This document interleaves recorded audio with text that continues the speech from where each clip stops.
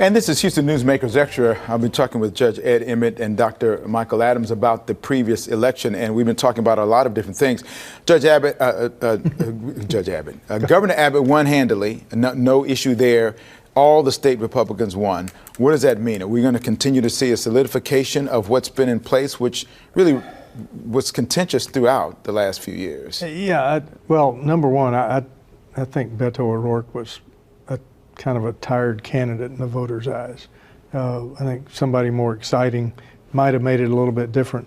But the national trends tended to take effect at the state level, not so much at the local level. Mm-hmm. And so, yeah, I think Texas is still a pretty red Republican state. What difference is it going to make in terms of the way things are going? Because Governor Abbott has been pretty evidently really hard on immigration, those kind of issues, busing people out to different states, and still very contentious in that regard. We're going to continue to see more of that? Certainly. I agree with the judge that Texas is a red state if you look outside of the big cities or the urban areas. Also, you have to consider what one would call trifecta government. And if you look at the governor, the executive branch, and you have both houses of the Texas legislature, if I were the Dems, I would cringe somewhat in terms of some of the legislature that would go through. And I think the session, upcoming session, probably is going to look more like the last one in terms of the passing of Senate Bill 1. So this time around, we'll see critical race theory, some of those kinds of things. And I think the governor may push out other, what could be described as draconian kind of legislative things, not in the best interest of Democrats. Well, we've been looking at what's been going on. Let's talk about national races and what it could mean for the rest of the country. There's not a huge wave of Republicans winning office as expected this time around. The president's approval number in the 40s, this was not expected. Statistics say it's going to be a wave. Now, Kevin McCarthy is saying, I'm going to run for Speaker of the House. Before this, a lot of rhetoric about a lot of investigations against the Biden administration.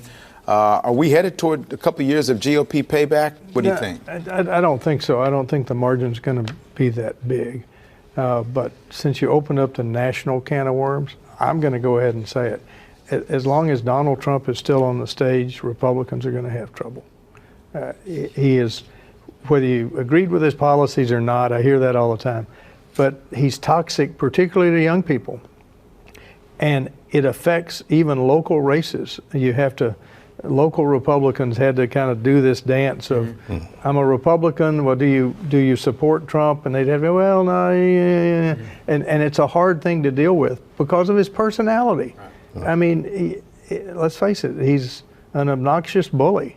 And that's not the type person that people want to be president.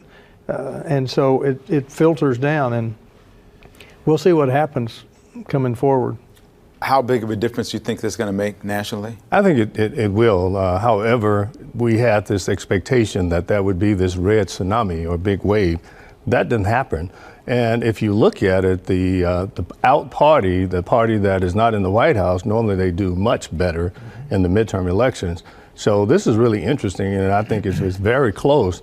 Even if McCarthy becomes the Speaker of the House, he's going to have some issues within the Republican Party, trying to control a caucus, for example, very similar to Nancy Pelosi. So now he has to deal with Margaret Taylor Greene, and that's going to be really interesting, and it may impact on his ability to work with the president in order to pass legislation or to make compromises. Yeah, real quickly, the reason I bring Donald Trump into it, a lot of these candidates were his hand-picked candidates, and they were not acceptable to the general public in districts that would normally have voted Republican, because it doesn't take 4 or 5% to switch one of them, and we saw that all over the country. When you have people in place now who may not have been Trump people, but they have had his influence now, so those folks in the House, as you talked about, Kevin McCarthy's got to deal with the Freedom Caucus and farther to the right of Freedom Caucus folk who are going to be a challenge for him. Right now we're looking at a national story. We've got in Georgia where what's going to be happening here, a dead heat basically, although Reverend Warnock had more in terms of percentage, but the Georgia rules require a runoff. How surprised are you that we're even at that point in Georgia with that Senate seat, with that Trump-selected candidate?